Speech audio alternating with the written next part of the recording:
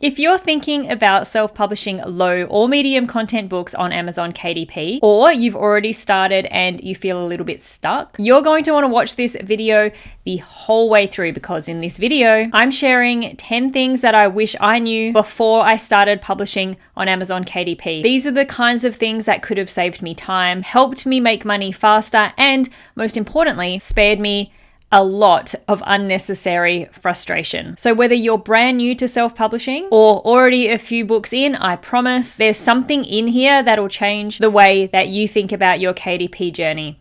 Hi, welcome to Self-Publishing Central. My name is Caroline, and every single week I share real strategies, case studies, and behind the scenes tips to help you build a thriving self-publishing business. When I first started self-publishing on Amazon KDP way back in 2018, I honestly thought I was prepared.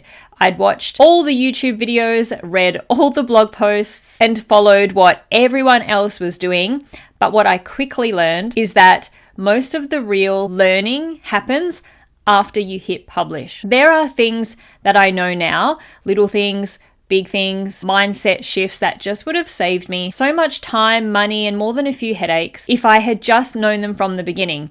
Now, I'm pulling back the curtain, so to speak, and sharing the things that I really wish someone had actually told me. These are the things that would have changed the game for me right from the start, and I'm really hoping that they might just change it for you too. So let's just get straight into it. Number one, niches are everything, but not in the way that you think. When I began self-publishing, I very quickly became obsessed with finding the absolute perfect niche. I spent hours researching, looking at what other self-publishers were doing, browsing through the Amazon bookstore, and analyzing competitors. But here's what I wish I knew back then. You don't actually need the perfect niche. What you do need is to find a profitable angle within a niche. And look, honestly, pretty much every niche these days is super competitive, but competitiveness, or what some people like to call saturation, doesn't mean that you can't be successful. It just means that you have to approach it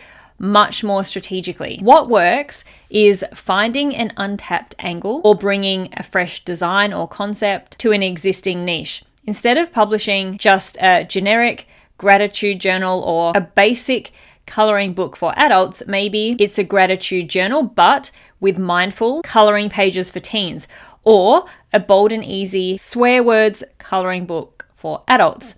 See the difference? Use Amazon's autofill search bar. See what customers are really typing. Look at the reviews of books. What are customers complaining about? Look at the best-selling books in your niche, and also look at the customers also bought section. Find profitable micro niches inside big categories and big niches. This is where your opportunity lies. Look for the overlap between what people are searching for and what is missing on Amazon, and that's where you'll find your sweet spot. Number two, you do not need hundreds of books, but you do need to start with one that is done right. Early on in my self-publishing journey, I thought success meant pumping out as many books as possible. When I first started joining KDP Facebook groups and subscribing to channels that talked about publishing low content books on Amazon, I kept seeing people saying, upload 10 books a day, or I've got 500 or 1,000 books available. And that was just what everybody did back then. It was more about quantity over quality, and the more books that you have available for sale, the more chances there are of one of them or two of them selling, even if those books weren't that great. But the more that I published, the more that I realized more books doesn't mean more sales. And yes, volume can work, but only if your books are actually good. One really well-made, super high quality and strategically positioned book can outperform 50 random ones that don't offer anything to anyone. That means having an amazing cover design, a strong, very specific title and subtitle, using relevant and highly targeted keywords, and a niche that solves a specific problem or desire. Spend more time perfecting one book rather than racing to get out as many as you possibly can in the shortest amount of time. Do your research. Make sure your designs are professional and high quality, and really think about what your customer wants. Quality matters more than quantity. Number 3, cover design is 80% of your battle. Unfortunately, your book will be judged by its cover, no matter how good the interior is, no matter how helpful the book is. I know that might sound harsh, but it's true. On Amazon, people judge your book in a split second based on the thumbnail. So if your cover looks amateurish, then you've lost the sale, even if your actual book, the interior of your book, is amazing. I used to treat covers as a little bit as an afterthought. I knew that they were important, but my main focus was the interior. And the interior is definitely important too, but for the cover, it was usually just a quick Canva template, throwing on a title, uploading it, and done. But I quickly learned that if your cover doesn't stop the scroll, then nothing else matters. It doesn't have to be complicated, but it does have to be polished and high quality, and it has to make somebody say, yes, that is the one that I want. Browse the top selling books in your niche and take note of the design trends. Then create your version that fits the niche while standing out. Stop using those default Canva templates with those really common and overused fonts. Take your time.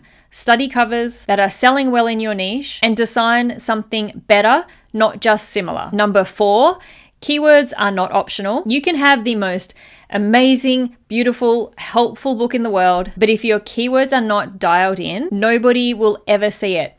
I used to just throw in random words that I thought were related to my book, but what successful self-publishers actually know is that Amazon is a search engine. The words that you use in your title, your subtitle, and in your backend with your 7 keyword slots matter a lot. I wish I had known much earlier just really how important keywords are. When I did used to just throw in those random keywords and then just hope for the best, I really did wonder why my books weren't showing up. Keywords are how people find your book. And if you're not showing up in the search results, you're invisible and you're not getting any sales. Use tools like Publisher Rocket to help find keywords related to your niche and your book, but also get onto Amazon and just search through Amazon like a customer would. Think about what your ideal customer might be typing in the search bar and then include those exact keywords and keyword phrases in your title, your subtitle, and your backend metadata. Number 5 of the 10 things that I wish I'd knew before I started KDP is that medium content books are really the sweet spot. When I first started self-publishing books, it was all about the no and low content books. No content books, you don't really hear much about them anymore, but they are literally books with 0 content, like a lined notebook or even just a blank sketchbook. Low content books like this are really popular entry points because they're very quick and easy to make. You can make a lot of them in a very short amount of time. And while these books are very popular on Amazon, and there are tens of thousands of them available for sale, and you can sell these types of books, but just because they are simple to create doesn't mean making them successful is simple. There's still the need for market research, high quality design, very, very smart niche selection, and very strong branding. I wish someone had told me earlier that medium content books is where the real magic is. They're much more valuable than simple lined journals or notebooks, and they don't require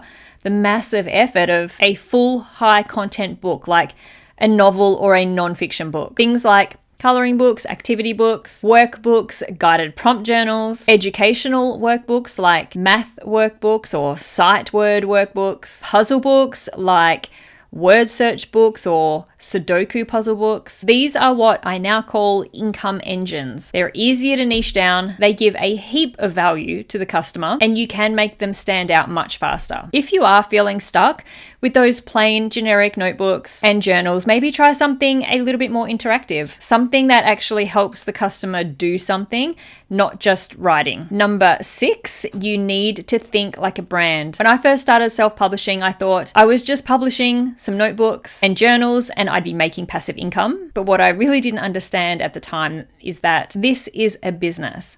In those early days, I was just uploading random books under random pen names with no clear brand whatsoever. And that made it so much harder to build an audience of interested customers. It wasn't until I started thinking like a brand with a purpose and a style and an audience that things actually started to grow. Once I started creating series, designing really cohesive brand style covers and sticking to a clear brand voice, things changed. Customers started to recognize those books and started buying more than just one. People don't just buy books. They buy from brands that they feel connected to. Even if you are just using pen names, think about building a brand and a series. Give your books consistent design, tone, and audience focus. That's how you build long-term income, not just random sales, and it helps with customer loyalty as well as with Amazon's algorithm. If you treat it like a hobby, it'll pay like one. But if you approach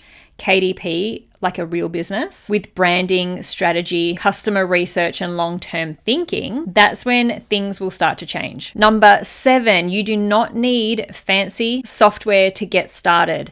There were so many books that I delayed and put off starting for months because I thought I needed special tools, but actually you can start with just PowerPoint, Canva, and the KDP website. That's it. Of course, there are powerful tools that are really helpful and make your life easier, like puzzle generators or journal template packs or keyword research tools like Publisher Rocket and BookBolt, but they are not at all required to get started. Just get started. Use what you have. Keep your first books simple. Learn as you go, then upgrade your tools as your skills, your experience, and your income grows. Now we're getting close to the end. We are up to number 8 out of the 10 things that I wish I knew before I started with KDP, and that is ads can boost a book, but only if that book is already strong. A lot of people think that Amazon ads are some sort of magic bullet to make any book sell, but they are not a fix. They are actually an amplifier. I actually avoided Amazon ads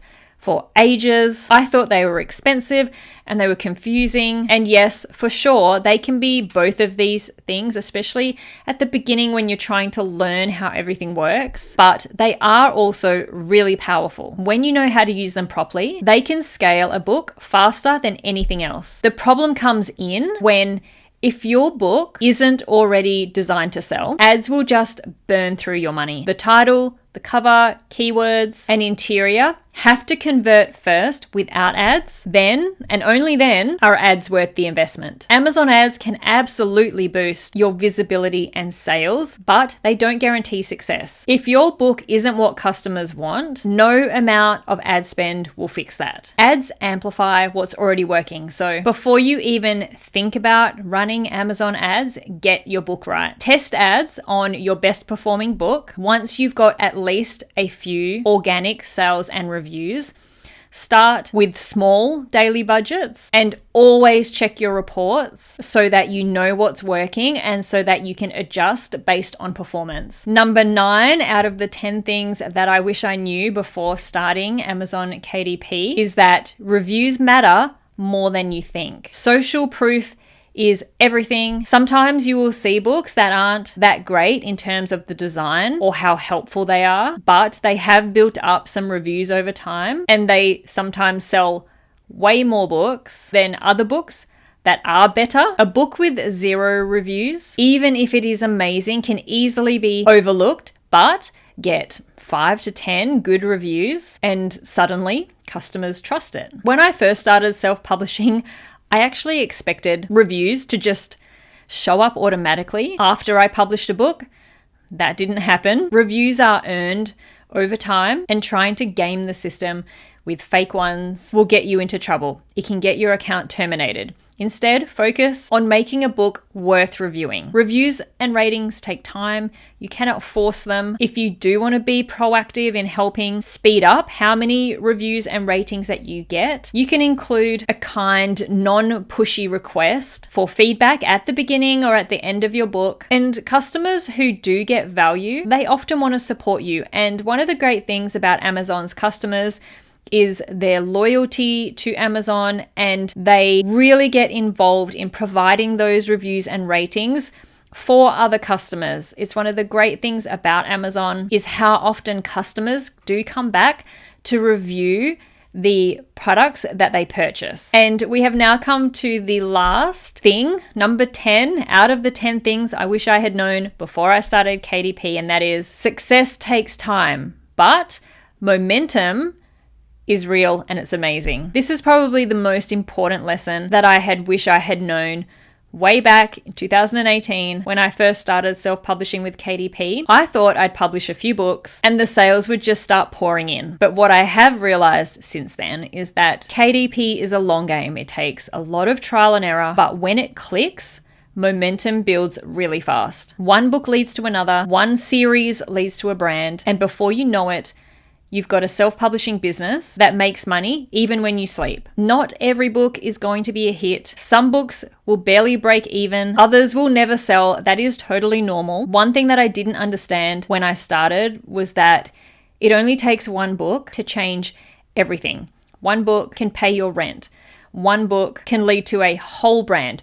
The trick really is staying in the game long enough to find it. Publishing books and not getting sales is disheartening. Seeing others post screenshots of $5,000 months, $10,000 months, while you make $3 can feel like you're failing. I totally get it. But everyone starts slow. Everyone makes books that flop and don't sell. The difference is that successful self-publishers don't stop. They learn, they adjust, and they just keep going. Stay consistent, keep testing, keep learning, keep getting experience, be patient, just show up. Over and over and over, even when it's boring, even when it's slow, even when it feels like it's not working. The results will only come if you keep going. If you stick with it, keep improving, and treat it like a business, you will be successful. So, there are 10 things that I wish I had known before I started self-publishing on KDP. If you're watching this and nodding your head because you've made a few of these mistakes too, that's okay. Every successful self-publisher has made them. What matters is that you learn, you pivot, and you keep going. If you're just getting started, or even if you've already published a few books already, I hope that this video gives you a clearer path forward and maybe helps you skip a few of those mistakes that I had to learn the hard way. Self-publishing isn't an overnight success story, but it is a real way to build something profitable, something meaningful, and something that works for you. And if you did enjoy this video, YouTube thinks that you might like these ones too. So please go check them out to learn more about self-publishing your own books on Amazon KDP. Thank you so much for watching. I'll see you in the next video.